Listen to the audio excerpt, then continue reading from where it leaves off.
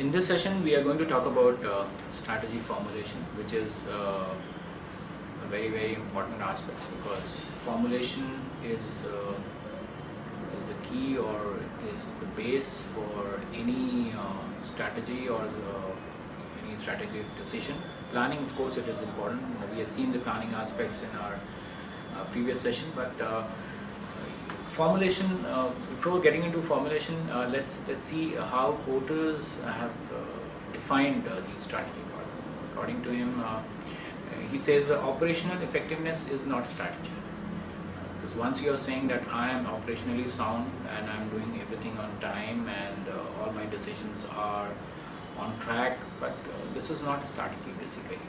Operational effectiveness is you are performing similar activities better than rivals, and it is not sufficient, but basically it's a competitive advantage kind of a situation.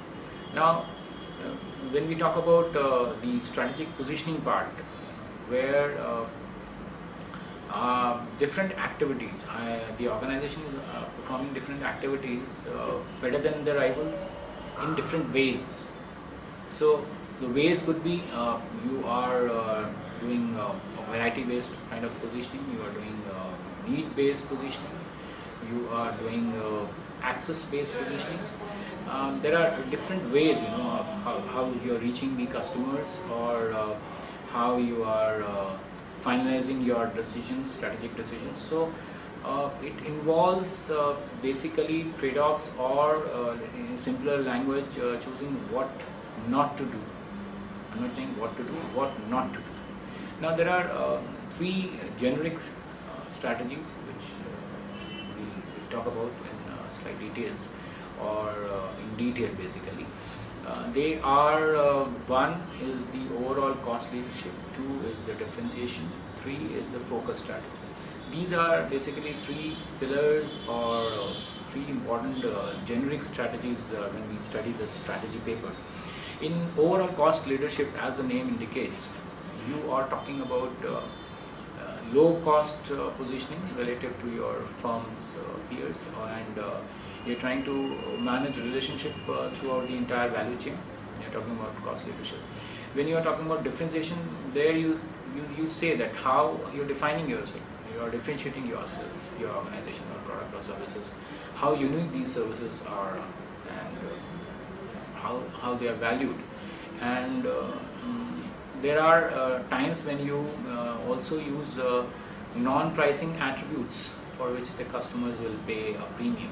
Now in the focus strategy, which is the third part, you are focusing towards one, either to a product line or to a segment or to a targeted group or geographical market, or it's a basically advantageous position for you when you're talking about focus strategy. So it could be through differentiation or through cost leadership. Now in the cost leadership strategy, or let's integrate all these concept of overall cost leadership into, let's say, what are the tactics or integrated tactics for overall cost leadership. You are as an organization are very aggressive. You're constructing aggressive self or efficient facilities for you. You are also doing a lot of vigorous cost reduction.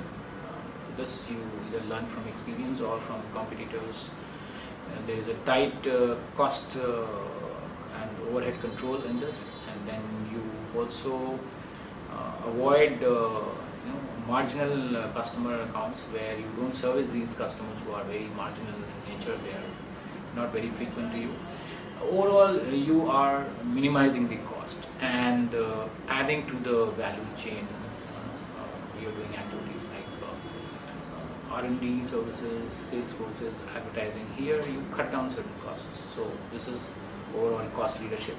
Now when you there's another aspect to it when you are explaining this cost leadership, overall cost leadership. You need to, as an organization, you need to differentiate basically from you from the competitor, or how different you are from the competitors through this overall cost leadership concept. And there are times when cost leaders translates cost advantages directly into higher profits than competitors, and allow firms to earn more than what they are looking at, or above average profits. So this is basically a cost leadership, overall cost leadership explanation for this strategy. Now, what are the advantages, or how cost leadership is important, or the overall view of cost leadership against Porter 5 forces is it basically protects a firm against rivalry from the competition, and it also, I'm talking about this strategy, it protects firms against powerful buyers. It also provides more flexibilities to cope up with the demands of the powerful suppliers and input cost increases. It also provides substantial entry barriers from economies of scales and cost advantages, and put the firms into a favorable position with respect to the substitutes products. So this is overall cost leadership. Now, in case of differentiation, when you are talking about differentiation as a strategy, it takes many forms.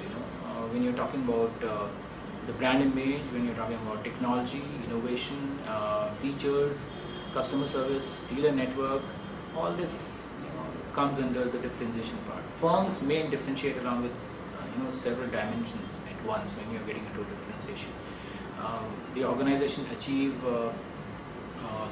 sustainable differentiation or above average profit when the price premium exceed extra cost of being unique.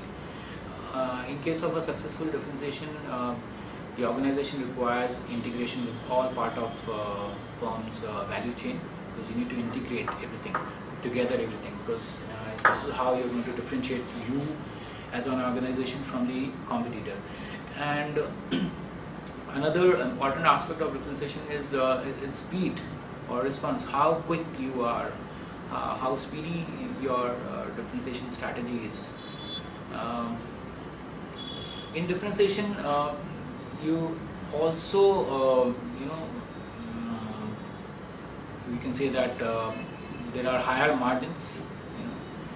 When you apply this strategies, the margins are quite high, and you also have a better control on the suppliers, and there is a reduction of buyer power, because buyer lacks suitable alternatives here when you are doing the differentiation strategy.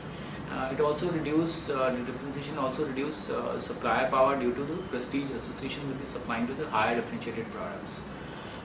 In differentiation, you also establish customer loyalty, and hence less threats from the substitutes. Now, let's get into the focus strategy part.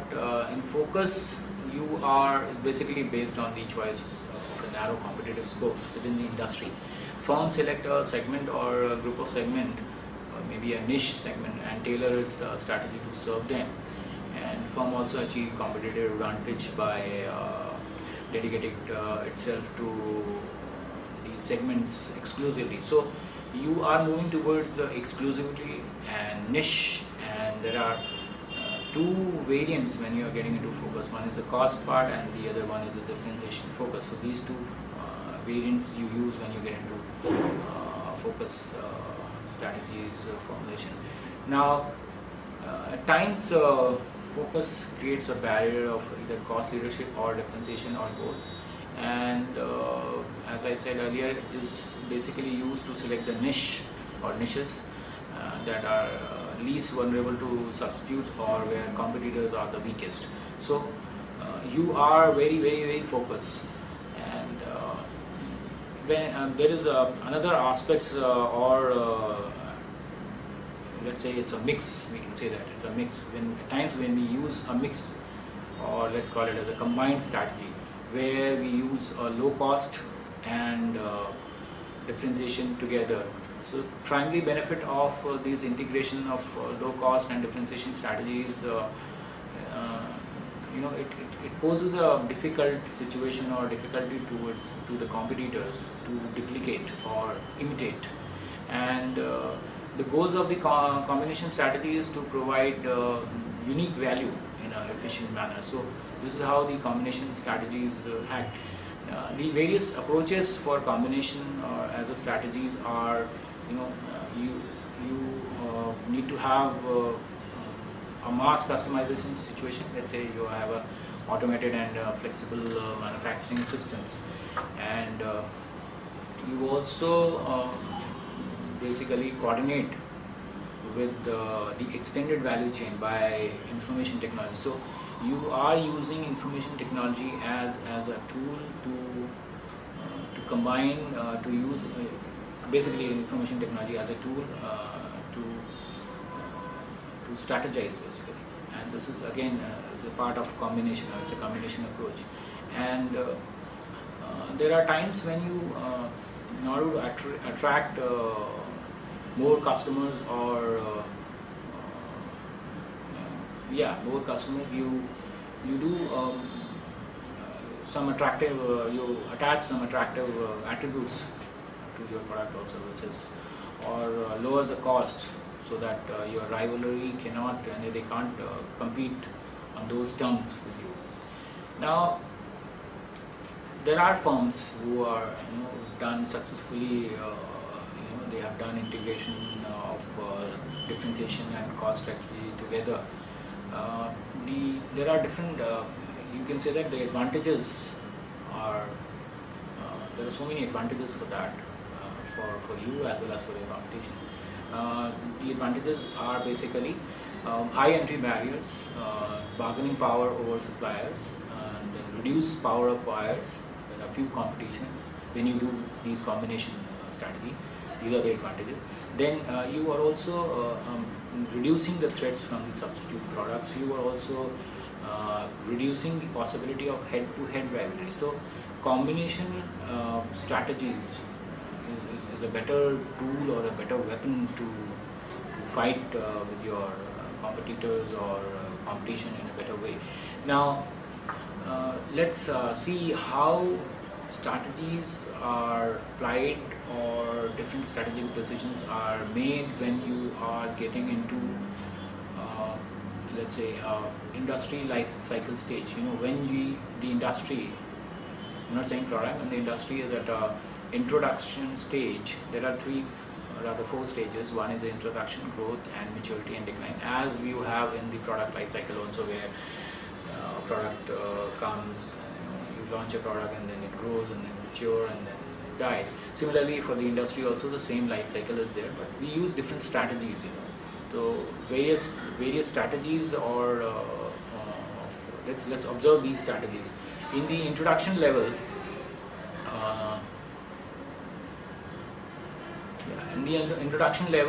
these strategies are basically the products are unfamiliar to the customers, and the market segment is also not very defined, because the product is new, the industry is new, and they are producing the products for the very first time, or giving the service for the very first time. Product features, service features are also not very specified, and obviously the competition is very limited.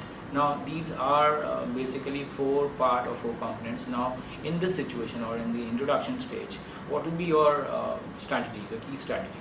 Now here you need to develop a product and get the users to try it, because it is at the introduction stage, and you need to expose or increase the exposure, or make this product as a standard product. These are the ideal strategies for you at the introduction stage. For the growth stage, you need to see the sales part, because at the growth level you need to have products or the services which you are producing. You need to have an increase in sales. You need to focus on sales. You need to at that stage also there are potential competitors. You are attracting a lot of competition when you are into growth stage, because people see you, competitors see you, and try to imitate you. Here the primary key to success is to build customer preference, because here if you make too many customers or attract more customers for specific brands or for specific products, it will help.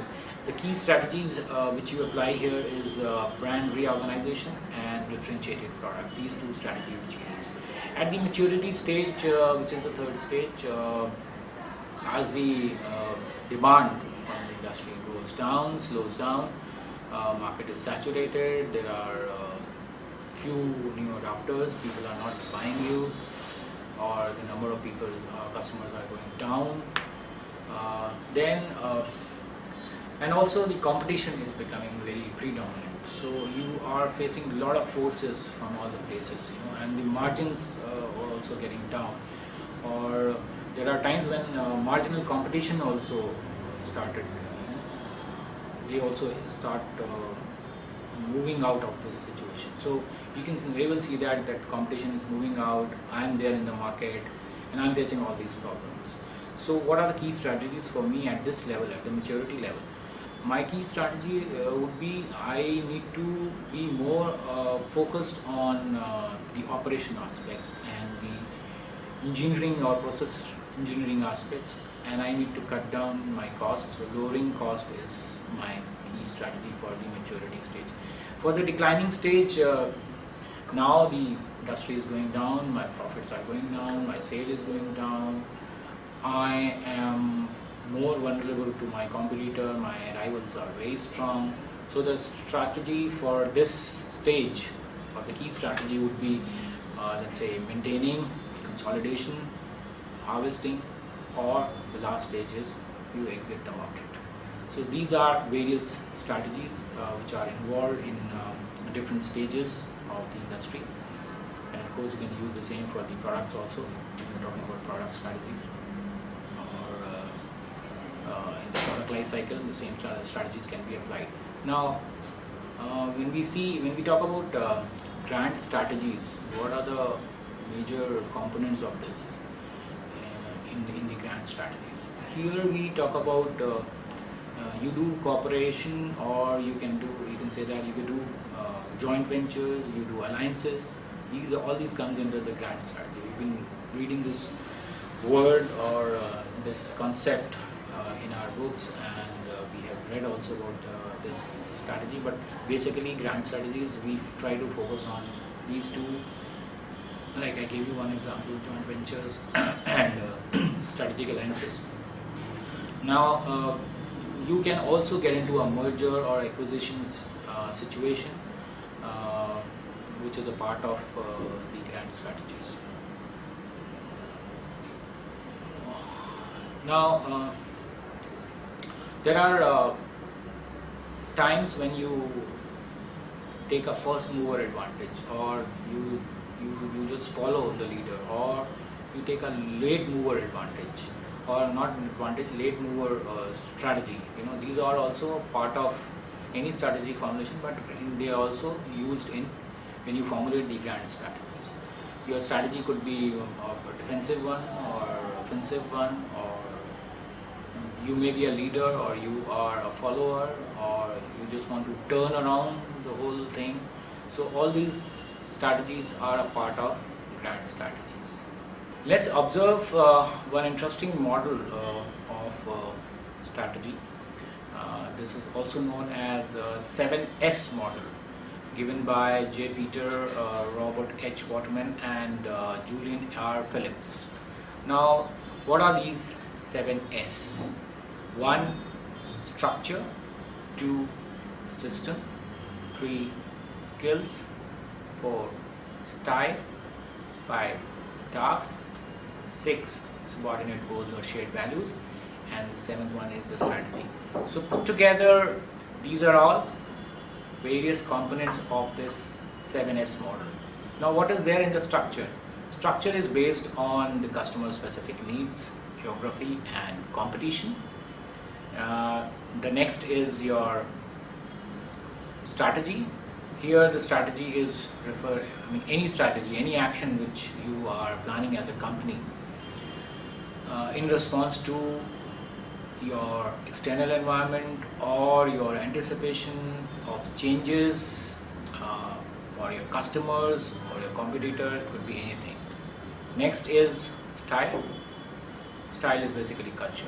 Culture is basically belief system, behaviors, symbols conveyed to people by you as an organization over a period of time. The next is staff, which includes the manpower part. What kind of human resource systems you have, what kind of appraisals you have, what kind of training programs you give, what are your wages systems, some intangible attributes, how you're motivating your employees, morale, attitude. In most of the cases, the top management feels it is the HR department responsibility only for this particular S, but it is not. Now in the next S, which is the skill part, how skillful your staff is currently who are there in part of your team, strategic team. What are their distinctive abilities and talent, and how you are utilizing these skills for making your strategies. Systems, of course, all organizations, they have both formals as well as informal systems, procedures, and these systems help organization to operate, gather information, and the overall layout or of the organization, which will help an organization to run in a proper way. Now, in terms of subordinate goals, another S, we are talking about the values, concept, aspirations. Most of them are at times, these are unwritten one, and there are times when you have these defined goals and objective. Most of the cases they define the broader objectives or they give you a statement of objectives, but there are times there are unwritten words or unwritten goals are also there, which the managers who are and the team members they need to understand and then accordingly apply these. Now after these 7S concepts, I just want to give you one more concept of integration. Now what is integration?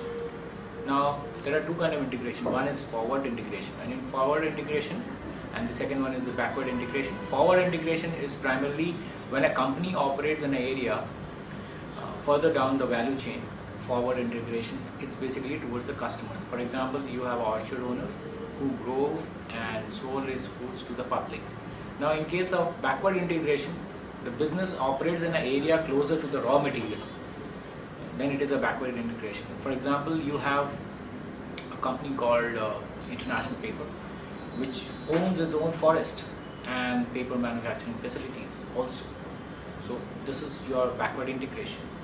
Now let's see the other aspect of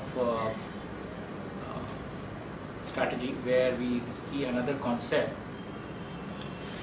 It's called signaling. Now what is the signaling? This is primarily related with the competition, or you just want to check what is there in his mind, or it involves letting your competitor knows what is there in your mind. So in a way you are giving a signal. Now what are these signals? There are 6 types of signal. One is the price movement. Now this kind of signal basically the intention of these kind of signals are to penalize the unacceptable behavior. Price movement related to price. Prior announcement, basically it's a signal you give it out there in the market to test the competitor resolves, or you have these kind of signals basically to avoid any kind of surprise. Now another signal is the media discussion, where you communicate your action and strategies to your competitor. It may be you can give a wrong signal because you want to strategize, so you can give a right one, or you cannot. You may not give a right signal. So all these you communicate through media. Another one is your counter attack.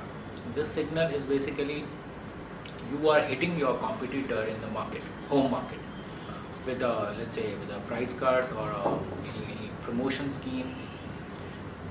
Another signal is you announce certain results. You communicate your results, and so that your competition will come to know that what kind of actions he can take. So basically, this will not only help him as well as you to you know basically you avoid any costly understanding kind of a situation. Litigation also is a kind of signal which you give.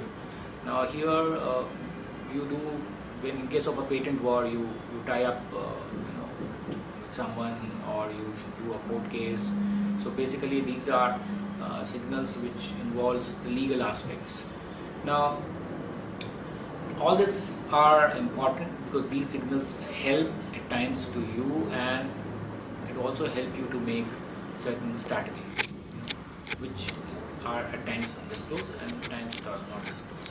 Another very interesting phenomena in strategy formulation, or when you get into a transformational situation of business, is you use a concept of prisoner's dilemma. Now what is a prisoner's dilemma? Imagine a situation, there is a murder case, and there are two convicts and there are no evidence, and both the convicts are they refuse that they have not done this murder, let's say. And if they don't speak, because there are no evidence, nobody can catch them. They are free and they can go free. But what normally a police will do in this case, they speak to one person in a separate place and the other person in a separate place, saying that the first one has already convicted, that you have done this. This is an interesting phenomenon actually.